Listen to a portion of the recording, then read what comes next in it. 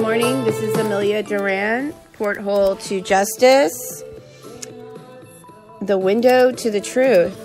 It is January, it is January 6th, 2017.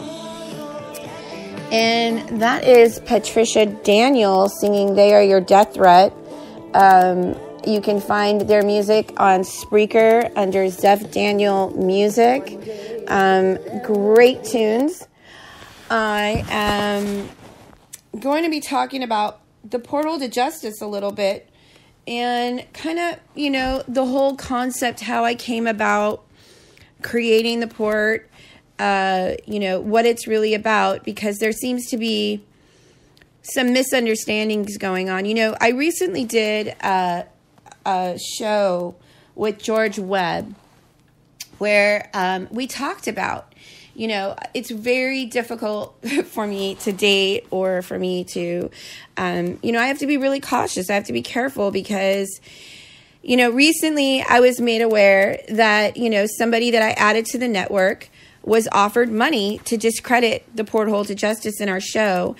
And there's this, apparently there's this opinion that in the port, we are profiling regular civilians or just pedophilia in general. And that is not the case, folks. Okay? We in the Porthole to Justice are we vet cases before we feature them on the show. We're not just throwing stuff out there. We actually talk to people. We get Justia.com documents. We try to be as thorough as possible when we feature our guests on the port to make sure that they're very real and credible. And then also we feature fraud on the court, corruption within the Child Protective Services, FBI, DOJ, and the government at every level, because this is a systemic issue that is, the media, the mainstream media is complicit. The authorities are complicit with this. Parents are punished for protecting their children in the courts. The courts are routinely awarding custody to abusers. And this is happening. We are not looking to just profile, irregular citizens. That's not the issue. The issue is that regular citizens are being targeted by a corrupt government that is basically human trafficking children based on fraud, hearsay, with no due process at all in the courts. And we have complicit, corrupt government officials that are perpetuating these crimes that are systemic. So that is what we're profiling. We're not trying to create a climate of fear. However, the fact of the matter is we have a government that is trafficking and pedophiling children, and medicating them. And this has become a culture. And because government workers have an immunity, this is being abused within our system. And so this is what we're profiling. I am not going after, the other thing I want to clarify, this is not a male or female issue, okay? Both are committing these crimes, okay? Let's see, I'm just going to go over really quick, okay? In federal court, a mandatory, this is just an example. Federal court, the mandatory minimum for sex crimes against a child is 10 years. Okay? So, can someone please explain to me why Anthony Weiner was able to negotiate a deal for 2 years? Can someone explain this to me? And then we have the Hammonds and people like them that are having to fend off these corrupt, phony BLM agents, okay, that are paid and hired mercenaries for these land grabs, and and they're in jail indefinitely without being sentenced. So this is a kind of oxymoron. Hi, welcome to the Porthole to Justice. I just got done explaining to the listeners. You know, I started. Please welcome Ryan Jedi. He's the host of Jedi Mind Tricks. He has his own radio show and platform, and he's been featured here on the Port many times. He's an activist and advocate for, you know, people that are being discriminated against. He has a unique story, and he's shared it many times on the Port. Welcome to the broadcast. Hello, guys. You're live. So, well, I want to share a message with everybody. You know, keep faith, keep your heads up. I know the battle's hard. I know it's difficult. It hurts. You know, but the only thing we got is to keep our heads up and keep faith. You know, remember, nothing is ever permanent. You know, even the system and everybody else uses the word permanent. It's not permanent. It's only temporary. We have to go through some pain in order to get some gain. At the end, the light will shine. Sometimes you don't see it right away, and always reach out to somebody if you're having a difficult time. We're all here for each other. We love each other, and just keep your head up. You are important. We are an important person to your child. You're important to us, and we'll just keep pushing forwards. Awesome. And there's a lot of really wonderful advocates in the Porthole to Justice that are there, like Ryan, and they're there to assist you. And if you're new to the Porthole to Justice, there is a pinned post with protocols that tools that will help you to get your children back and reunite your family, and that is a win.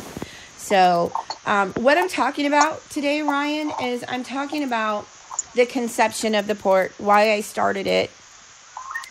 And recently it was brought to my attention that somebody that I respected very much was approached and offered money to discredit me and the Port. So I am on high alert because I want to protect what obviously I have conceptualized, and I just want to make sure that we're not going to be compromised by some people in the movement, that maybe don't appreciate the work that we're doing necessarily, Well, we do. Well, in the Port, there is a lot of controversial stuff, and it's real hard reality.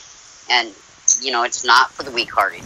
It's real hard to understand how people could hurt so many families and children with their actions. And so, it's very important that we keep pushing forwards and exposing this corruption. Mm. I absolutely 100% agree. As far as being approached for trying to smite somebody else, that's the appropriate word here. We're trying to smite other people. I applaud that person for taking a stand that refused to do it. Uh-huh. Because it's hard. It's really hard, especially when you're trying to reach a goal yourself and expose it, and then you're approached, and a lot of families are tore down, broke down, etc. And this person who did not accept, he showed, or the person didn't show, she. Well, I mean, and I have to give credit where credit's due. I mean, this person was offered apparently $500,000. Yeah, that's a lot of money. Yeah, and it was suggested to them that I was creating a pedophile panic in society. When I'm, look, this is a systemic issue within our system. I'm not looking for everyday people. Everyday people are not getting away with these crimes. It's people that have government immunity. Correct. Because they are foster parents, or they are police officers, or they are judges, people that have immunity from these crimes, and they're not being held accountable. And because we also have a certain level of denial of these issues, these systemic issues, because a lot of us have been traumatized and abused, we automatically don't want to acknowledge this. It's become a systemic problem. I would agree. Plus, society waters it down. So it's caused a bigger problem because it is watered down. And with respect to people that are sexual abuse survivors or that were subjected to this in the system, I understand.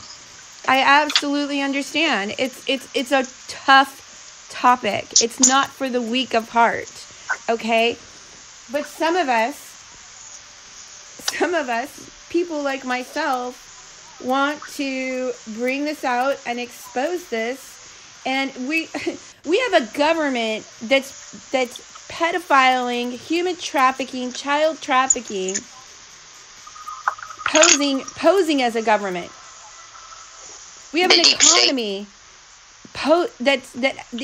based on attempting to enslave us, human traffic us, and they want to base our economy off this.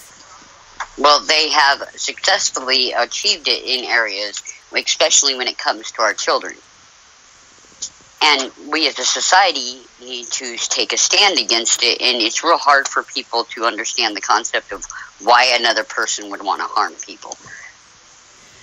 And this, all of this, these social workers that do these drive-bys, they call them drive-bys, and they target certain individuals or see a family, having a disagreement, and that family ends up getting targeted.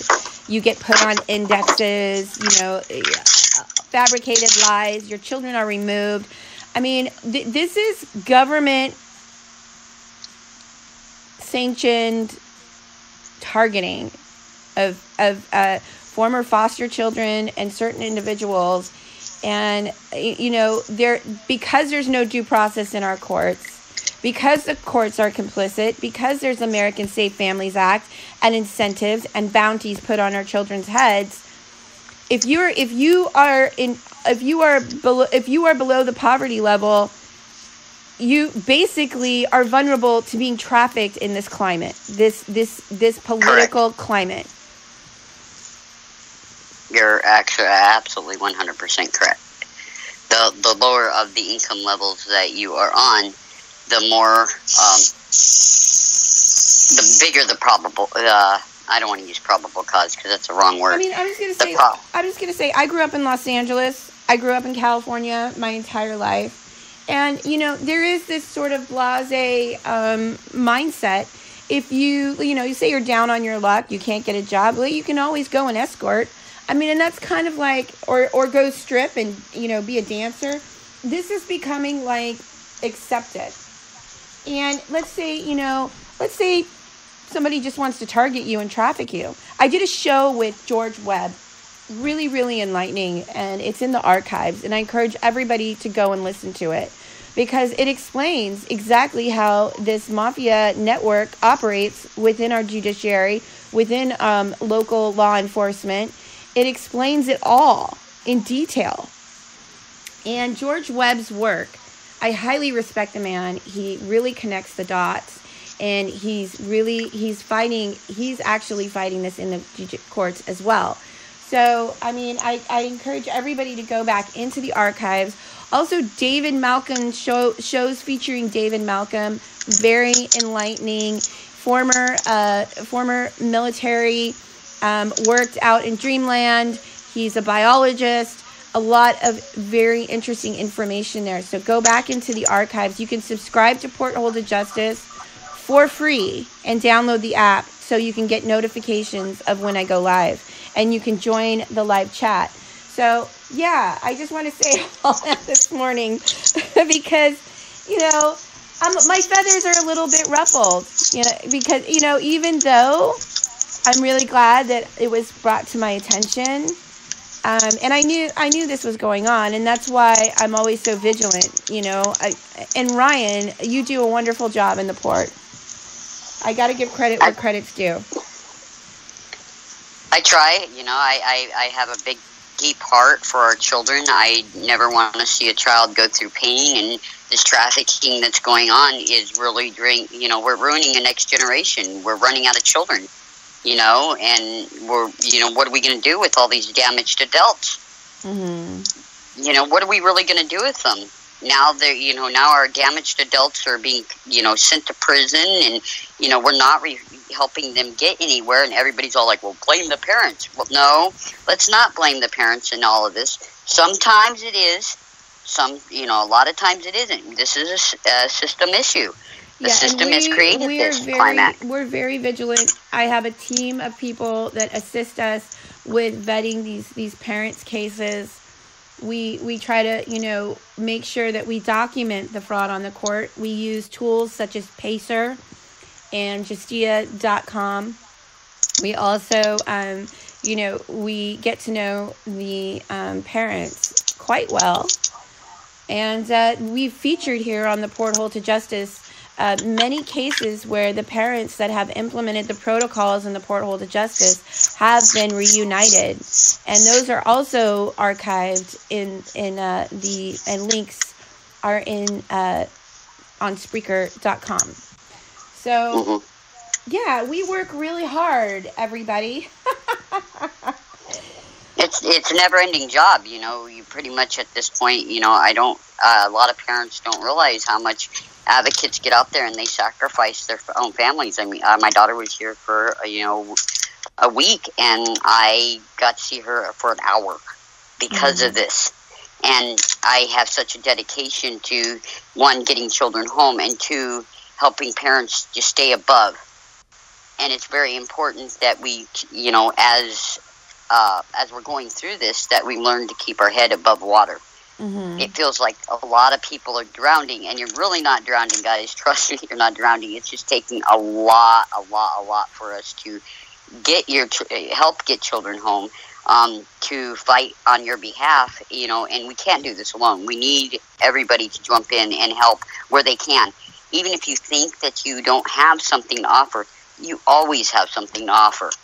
Whether it's just a kind word, something, and this is something that, I'm very big on, Amelia knows this, on my own page, and I advocate with parents all the time, is I really like to build parents up, because the stronger you are in this battle mentally, physically, emotionally, the better you will be to be able to handle the battle. Mm-hmm. We're at war. We're trying to save our children's lives. And we're at war, and right now it's really difficult to find remedy in the courts, because, to be honest with you, until the whole debate over the Rucker-Feldman doctrine is settled and there is a winner, one side or the other has to win. And until that is determined, we kind of have a lawlessness. I would venture to say that we do have lawlessness right now. So we're getting a little bit louder, and we've launched this boycott campaign on the 3rd of every month in January. And Donald Trump... Actually, we've expanded it. Let me explain. Can I touch on that? Yes, of course. Please do. Okay, so we have expanded this boycott. And me and another person from Australia, this has moved worldwide, guy. I am working vigilantly with people in Dublin. I am working with people in Australia, India. I mean, it's around the world. I have people in Africa that I communicate with on a daily basis. And we have we brainstormed. And we're like, okay, these boycotts that we're doing are okay. They're hitting them a little bit, but they're not hitting them hard enough. So we decided, amongst a group of us, that we were going to try to get people to boycott holidays as well. Because if you don't have your children, what's the point? And don't take this as fuck, Ryan's doing, and I have a foul mouth, I apologize, Amelia. Well, but, we do want to be a little mindful of the language, because we do have foster children that tune into the show. Correct. And I apologize. Yeah. And, I just want to say to all of the foster children that tune in and say, Amelia, we look forward to your show and tuning in and support the Porthole to Justice. I just want to reach out to them and say big hugs to you guys. Stick in there. We're fighting for you. We love you. We're trying to be a voice, and we're not giving up. We're not going to give up. No, we're not. So. In my family, we've boycotted for 9 years. We don't do the holidays. We don't. We don't have our youngest members of our families here. So we've expanded that to, if you cannot do it, if you can just avoid the holidays. Valentine's Day is coming up. Of course, we're not saying punish your children and not give them. Well, anything. Valentine's Day. I mean, why would we? Well, they do it. Yeah, they do. We're talking about growing our own veggies in pots. Even if you grow tomatoes, and now, mind folks, just pay attention to what I'm saying. Is those tomatoes go into the economy. Farmers aren't getting very much money anyways, and your tax dollars that you're paying if you're paying taxes on your food, is still going back into the economy. I have some excellent shows featuring my old dear friend. He passed away, bless his heart. He talks about horticulture. His name is he has a show and a website. He's searchable on Facebook. His name is Liam Schiff, and he's got some really great. Maybe I'll post a link to some of his narrated videos for people to look at in the Social Media News Network. But we have a lot of radio shows in the Social Media News Network, and I no offense, and I don't mean to interrupt you, but I want to talk about the conception. I originally started the Children's Coalition of Advocacy, and I turned that into an alternative media network, and we now have over 100 bloggers, radio show hosts, and TV hosts that profile content that is vetted from the Children's Coalition of Advocacy. And I'm really proud of that. And from there, and I started the Porthole to Justice to expose the corruption. And then I realized there are no media outlets covering this content, and there's no tool available to parents to get their message out when they can prove fraud on the court. So I developed something called the Social Media News Network. You can join on Facebook, and you can directly access and comment on some of these shows and individuals that are speaking out bravely against the corruption and that have platforms themselves. And so I created these tools because I realized that it was very much needed in the movement. And I'm proud of that. And I don't want to see, I think we, the people, are the last and biggest branch of the government. And we need to utilize whatever tools are made available to us. Now, Donald Trump, this month, the entire month of January, has announced a new executive order. And so the name of this executive order is National Slavery Human Trafficking Prevention Month. And it's important that we understand, and you guys tune into the radio shows with Miss Lotus Justice, who is actively fighting in the courts this Babylonian slave trade or Sharia law that's trying to be implemented to make it legal to traffic. And then you have states like the state of California that are openly trying to create a poor and vulnerable class and eliminate the middle class, and they're even admitting to this, so that they can target and prey on the poor and undocumented immigrants. So during the National Slavery and Human Trafficking Prevention Month, We recommit ourselves to eradicating this evil. Human trafficking, it is a modern day form of the oldest and most barbaric Babylonian type of exploitation of human beings that has ever that's on the planet. It doesn't have a place in this world at all. We want a prosperous society. And this cannot happen and as long as this corruption remains uncovered. We also pledge to do all that is in our power to expose these horrific human practices of trafficking that is plaguing innocent victims worldwide, globally. This executive order is global because, folks, this is a global epidemic. And Absolutely. it rivals the pornographic industry. And pornography is the gateway to weakening our fathers, to removing them from the family. And I want to encourage everybody to tune in to 20 on 20 and go to human2020.com. You can learn more about the global human trafficking, the Babylonian slave trade that is plaguing our culture and communities. Absolutely. I agree with you. We're going to go back to the 3rd of every month where it's boycott. But we've expanded it more, Amelia, where we're talking to people about growing some of their own veggies. If they have a home where they can have chickens, get some chickens for your eggs. If you need help with that, don't have a rooster. You don't want bloody eggs. Bloody eggs are bad for you to eat. So you want to have your hens away from your roosters. This way you're pulling some money out of the economy. What we want to do is hit them where it hurts, in the pockets. I understand that this is not for everybody. Everybody doesn't want to do it. But, a few more dollars out of the economy helps accomplish the goal that we're trying to do. And Ryan, you're out of Arizona. Correct. One of the most corrupt states. According Hi, Ron. to Welcome to the Porthole to Justice in the live chat. And feel free to post any questions that you want to present to Ryan and I. I understand that you have connections with pet rescue and animals and so forth.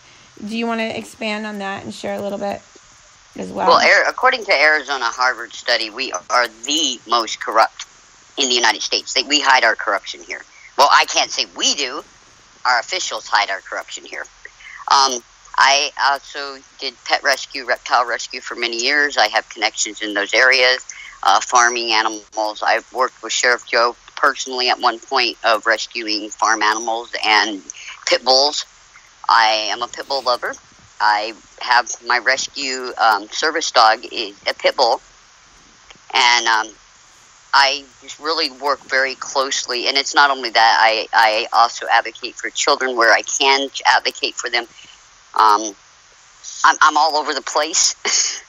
So, hey everybody, I'm sorry, I don't mean to interrupt you. Hey everybody, are you listening to the Zeph Report every morning in the Porthole to Justice? He just posted, you mean they're all worshiping Satan? Nah, not possible. They're friends of mine. They're friends of mine. How could they? Are you sure they're your friends?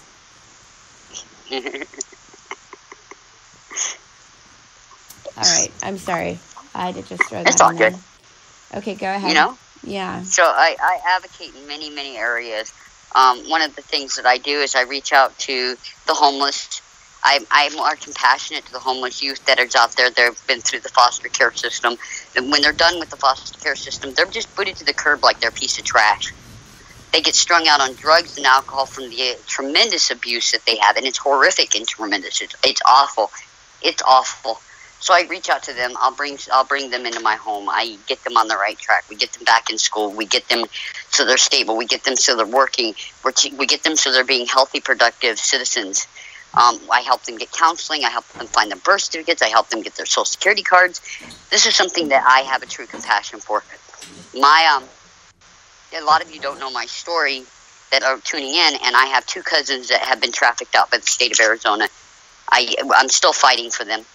I want to talk about this case. That one. Let's see. Oh, Devani's case? Ron. Oh, Ron's an advocate for animals too, and the poor. Awesome, Ron. Inbox me on Facebook. I'm more active there. Feel free to inbox me, and I hope you're a member in the Porthole to Justice, because we need a lot of good advocates. So, yeah, that's what's going on. I want to talk about the Divani case. Divani case. The Divani case. Do you have any updates? And please bring up to speed the listeners that are just listening in that may not know about her case. So Devani is a little girl here in Arizona that her mother, there was a domestic violence issue that going on with the mother, and the mother got out of that domestic violence issue for her children and herself. The state decided to step in and said that she wasn't protecting her child. She was very much protecting her child by leaving that relationship and getting her child and herself into a safer position. Anyways, they stepped in. The first foster home they put that child in was a pedophile ring. The FBI had to come in and shut it down. The second, there's some vague areas in her, not in as far as in her case, but as far as I know, I try not to say very much about it. But anyway, she ended up being adopted out, and in that adopted out home, the mother tried to scald the child to death. The adopted mother did. Now, the mother, in that mother's case, it said that everything was unsubstantiated against the mother. Why wasn't the child returned to the mother? Why did we continue? Now, Devani was going into visits with her mother and doing, when a child is being sexually abused, there are certain behaviors that are indications of sexual abuse. Very much so.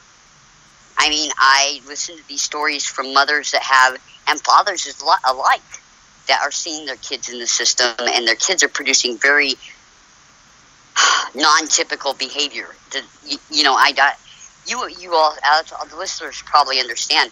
And when you tell the system that this is going on, and this mother brought it to the system's attention over and over. Now, this little girl had infections down there and all kinds of things going on. It was horrific abuse. And this is what Arizona does. They ignore the sexual abuse that is going on in the foster care system.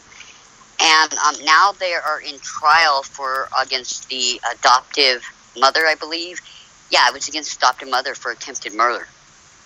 The mother has been gagged, so she cannot talk about it.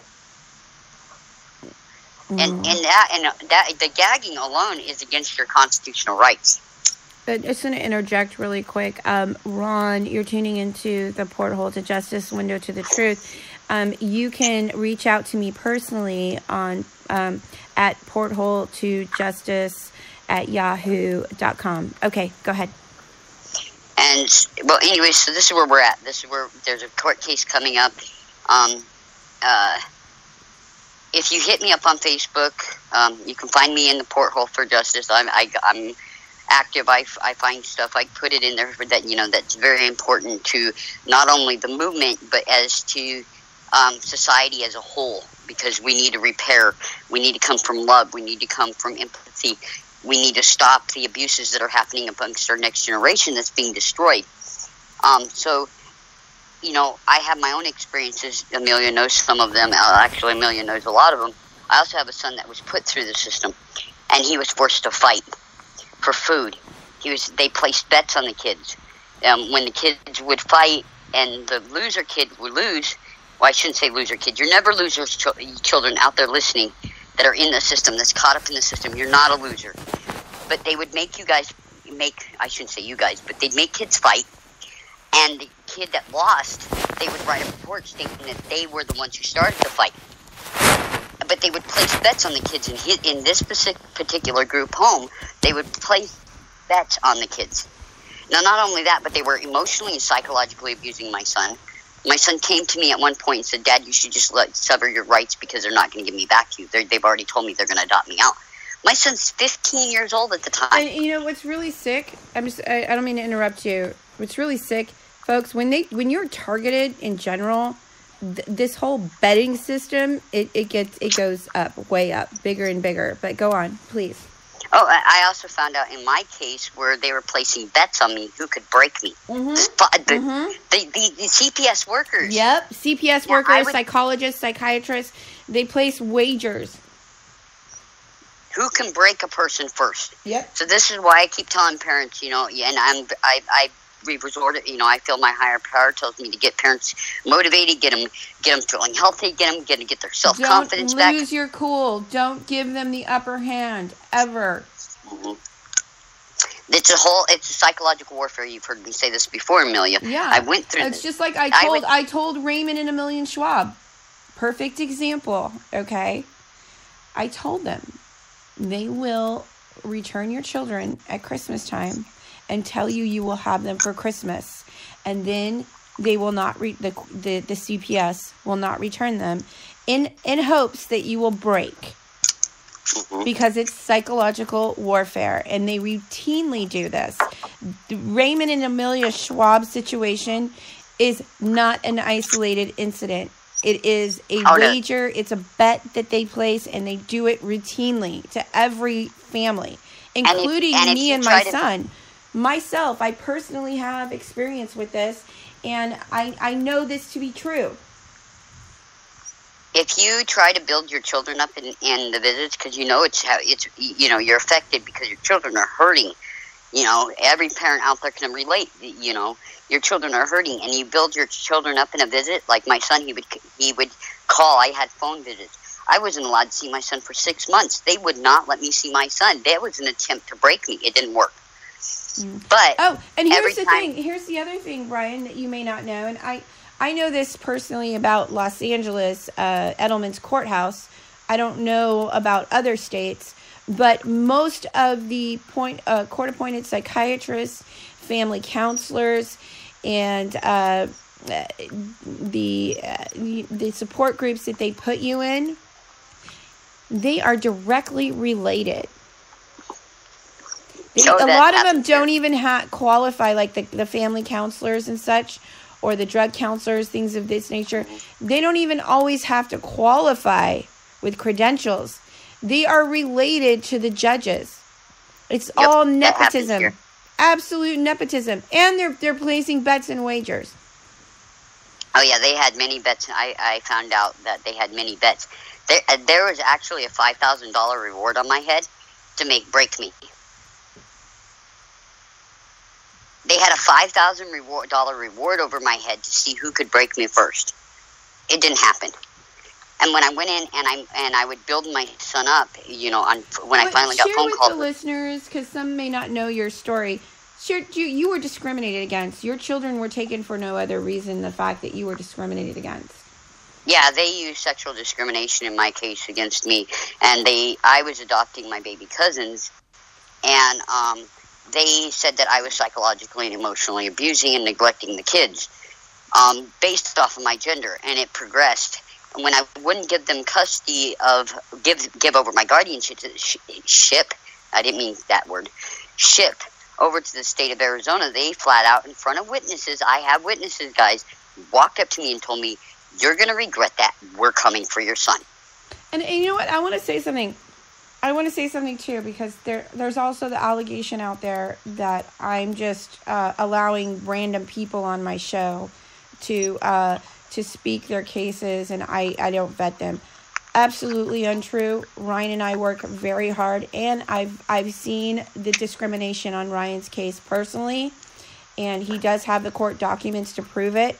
And we are very careful to not feature stories or cases in the Porthole to Justice or on the radio show that have not been vetted by my team.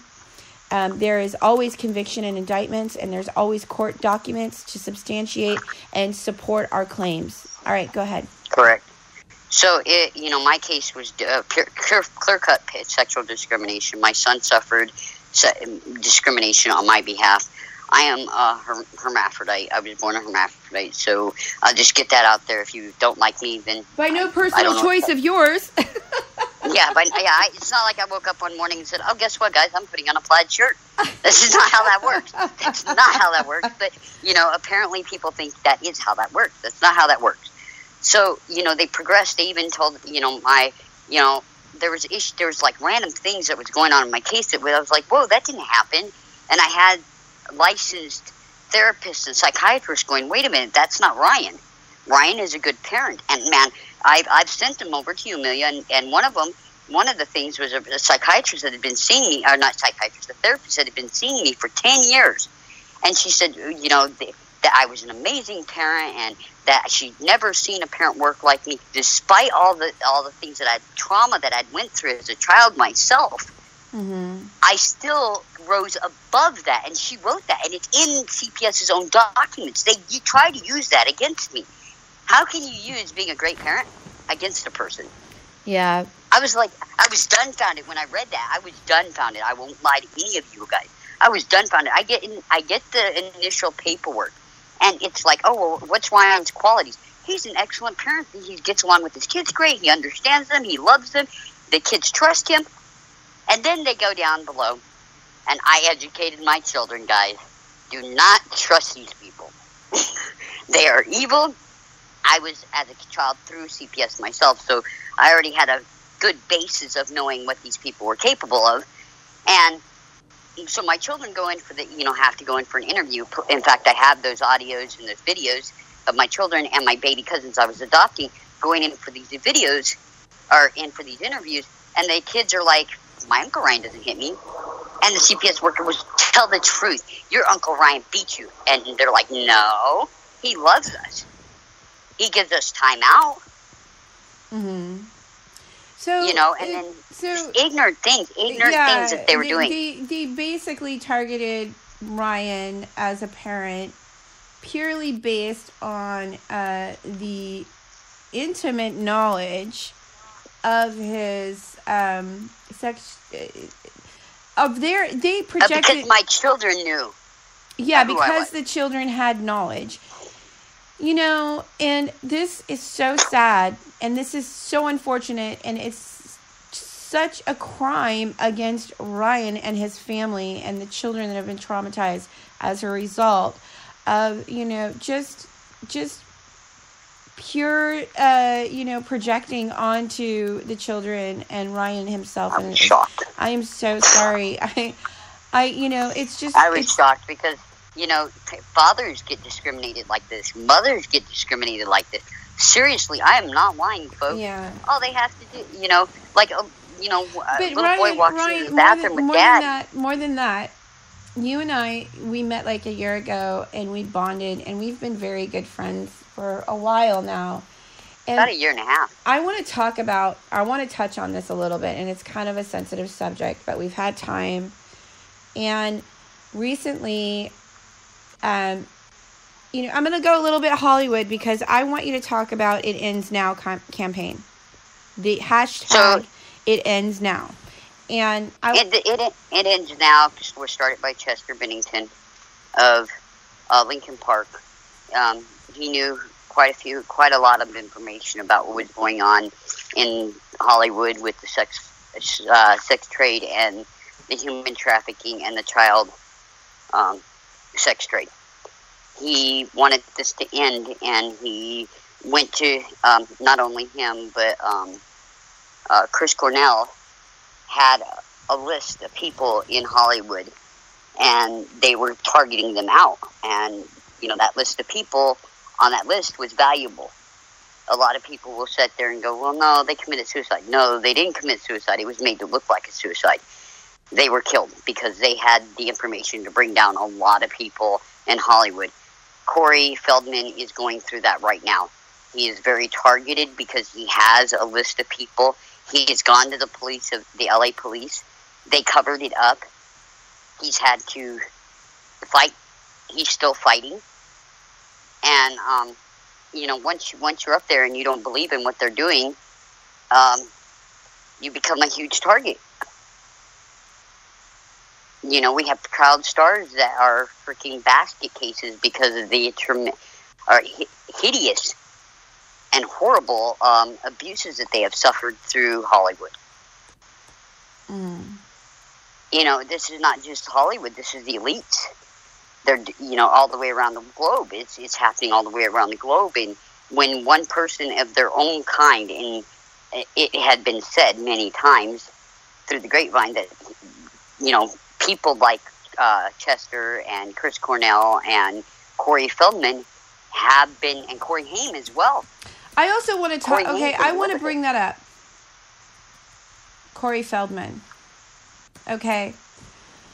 There is an active social science campaign going on against this man that is so unfair, and they're playing the public like a fiddle. Okay?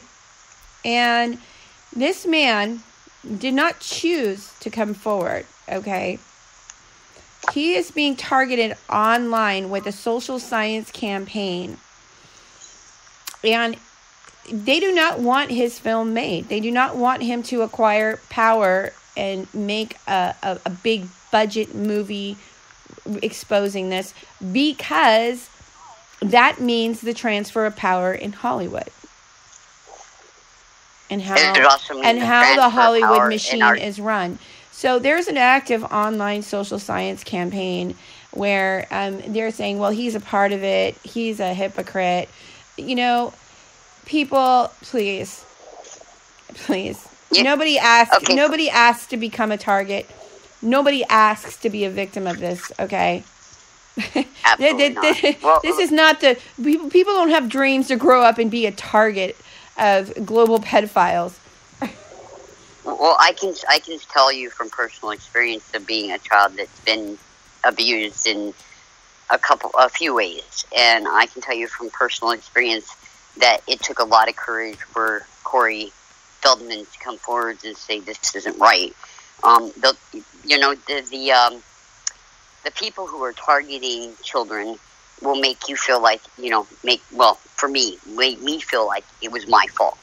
Mm-hmm. I was the bad person. I was bad because I was born, and I was bad because I let them sexually abuse me or physically abuse me. They have a bad habit of re-victimizing people. I want to clarify, Ron. I understand it's not the audio. We have excellent audio right now. Ryan was born both sexes. And he advocates and has a platform where he educates on, these young children being subjected to hormone therapy before they even approach puberty. And he's a very good person, God-fearing. He loves God, and he does an excellent job speaking out against these unjust just the medicating and hormone therapy of very young children before they reach puberty, and I commend the work that he's doing. I have also advocated, so you guys know kind of some history about me, because of what I went through as a child being both. I advocated for children not to be altered. I know that some people may be listening and be going, why would you do that? Because, when you have both genders and you have both hormones, it's really hard to judge if a child is male or female. Sometimes they never become either. That's just who they are. I'm Ryan, and I'm just Ryan. This is who I am, and I can't change it. And just for the sake of clarifying, you identify more as what? Male. Okay, thank you. But I have both, so I'm very mothering towards my children. I get out there, I monkey wrench, working on cars. I build things, I clean.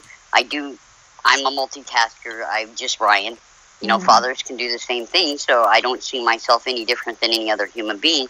I was just born with a unique situation. And we are very good friends. Ryan and I are best friends, and I love him and accept him purely based on the fact that he's an exceptional human being. I do. I would like the listeners to understand that I'm no different than you. I'm just trying to fight for our kids. I don't care what gender anybody else is. As long as you have a pure heart and you are wanting what's best for the children. And I hate that the dubbed for the best interest of the children. We're not looking at that. We're looking at what's best for the children. Because Hitler dubbed the whole thing of the best interest of the children, and we saw how that worked. And it's still dubbed the best interest of the children, and we see how that works. That's not how this works. Back for a moment, I want to go back just a little bit. Yes, I helped change please. some Go laws. ahead. I've helped change some laws so that our children aren't being victimized. Children that are born of both genders aren't being victimized by the doctors and the system due to their gender and being altered. That causes a lot of confusion in children. I know I grew up very confused, and it was very hard for me to accept myself, and it took a long time. So, I very much want to advocate that. I don't very much. I did, and I still do. I advocate for children to just be children. Let children be children. Let children figure it out. Me and you've spoken on many things before in the past, such as children playing dress up. That is perfectly normal. Children and I pointed this out to you too, back in the early 1900s, 1800s, wore dresses. It was easier to potty break them, male and female. Mm-hmm. Boys had long hair. This is how society worked. It wasn't until like the last 100 years that we have transformed society where things have become taboo. And I consider, with all due respect, Ryan, I consider you to be one of the, really forefront on this battle against this whole transgender movement within our youth. I think that you're one of the most outspoken activists, and I think Ryan's unique position gives him the authority to speak out on this issue, on very delicate subjects that absolutely need to be discussed to our youth. And Ryan is a public speaker. He does travel. He does go out to churches. You can contact him. We're going to be creating an email for him specifically, and so that people can contact him. And if you'd like to have him come out to speak about himself and his activism to your youth at your church, you can contact him through the Porthole to Justice. The other thing I would like to add is, when you approach somebody that is going through transition or struggling with their own identity, don't be hateful. Just don't be hateful because they're confused, and that's exactly how society has programmed. It's all in design, guys. This is all design. The upper elites have done this in design, and it's to distract the masses and to confuse the masses. I personally, and Amelia can vouch for this, I get very upset when people target transgender people, and it's not because I'm justifying what's going on. It's because those are confused, very confused people. There's some major issues going on with hormones from birth with them. So I'm very compassionate. Little kids, I'm less compassionate about because, you're the adult, you're the parent. You should not be doing this. Hormones have deadly consequences. Amelia and I have spoken about the deadly consequences of this. Cancer is the number one. Not only the deadly consequences, but go into depth a little bit about the side effects. Side effects are cancer, changes in digestive systems being destroyed, immune systems being destroyed, everybody's born with a certain level of consciousness in life. It develops over time. With these hormones, they block the consciousness of the child developing properly. They also keep the maturity level of the child very low. There's like a slew. Please look up testosterone, the side effects of testosterone. Look up the side effects of estrogen. Estrogen is given to women when they have hysterectomies to replace their estrogen. That's fine when it's in that case because there's not so many side effects because women are already producing that. But when you start moving to where a female gets the testosterone, and I'm not trying to scare anybody, I want you to be very well aware when you're doing these things to your body, there's consequences. One of the major things with testosterone in a female's body is cancer. In 2 years, you will develop cancer if you don't have certain procedures done, like hysterectomies, etc. Okay, so what we have going on, though, is where very young children are being placed in these foster homes, and the parents are observing that the children are expressing, they want to dress up in women's clothing. They want to explore. They want to role play, and Correct. They're using this to step in from the child, and CPS and medicate these children before puberty. Yeah, it's very important for a child to go through puberty. We were speaking a while back ago, Amelia, about the kid in, was it England, where the mother allowed that kid to transition, and then that kid grew up, and now they want to be male again? Yeah. Yeah. I mean, at 12 years old, he came out after puberty, and he said, I decide I like girls, I want to be male. However, once they start these the hormone There's therapy, no going back. Yeah, there's no going back. There's no going back. And this should be actually, in reality, if we were operating in another dimension, this would be teen child abuse. It would. It is a form of child abuse. Suicide rates amongst the transgender community is astronomical. Mainly because there was at one point in the trans community, there was such thing as Harry Benjamin standards of care. Please look that up. Educate yourself about the Harry Benjamin standards of care. And regardless of your position or how this might make you feel, Ryan is standing up and making some very good arguments, and we have to support him and commend him for his work. Because it's scary. It's scary, and I can imagine a society that is not that's seeing a. I don't want to use the word transition. You guys are seeing a morph happen in society where people are being morphed into something that they're not, or they're being morphed into something that, especially young children, and it's affecting everything around us. And if you know anything about human nature, and you actually will study it, it's out there. People, educate yourself. You're morphing young children into something that they're not, and we're causing severe psychological damage in our kids. Don't be hateful about it. What you got to do is spread awareness, and how you spread awareness is you spread it out of love and compassion, empathy. If you come out from hate, you'll be defeated every time, because then society's all like, well, you're just hating people. No, you're not hating people. So there's a difference how I approach the subject versus somebody else who approaches it, has no experience, doesn't understand what's going on. The American Pediatrics recently spoke up about this too, and I showed you that, Amelia. Mm-hmm. And I was so proud of them. I'm telling you, from being in my position, guys, I am so proud that the American Pediatrics is saying, this is not right. This is not normal. We should not be forcing our young children who, children have identity crises as they're growing up. It's part of the maturation process. So, this is what happens. This is normal. But when you start forcing certain things upon children,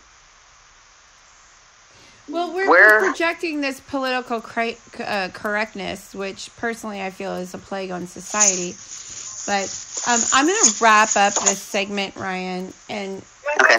I really appreciate you joining me. And I often feature Ryan on the Porthole to Justice. He is the co-captain of the Porthole to Justice. He assists me with vetting cases and content for the Porthole to Justice.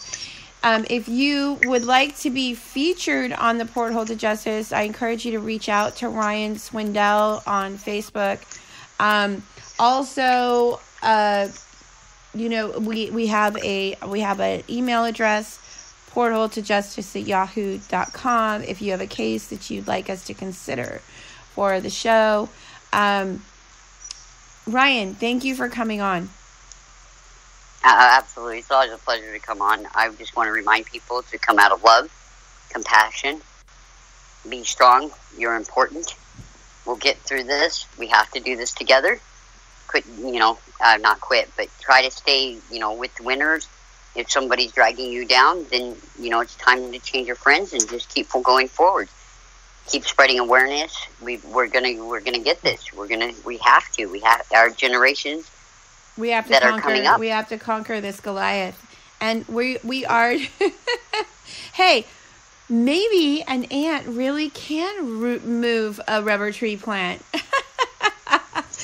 All right, guys, listen, this has been another episode of Porthole to Justice off the cuff. You can subscribe to Porthole to Justice on Spreaker.com. Ryan, please share this podcast far and wide amongst the movement. And everybody, I'm on Instagram, Twitter, and Facebook. I'm more interactive on Facebook than anywhere else. That is right now, that's the place to be until we get our own website or something. Any web builders out there tuning in.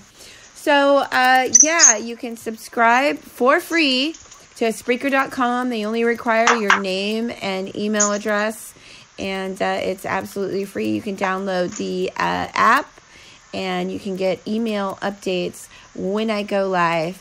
All right, everybody. I hope you had a wonderful holiday. 2018 is another opportunity for us to be victorious. This is Amelia Duran, your host in the Porthole to Justice, the window to the truth. Thank you, Ron, for tuning in.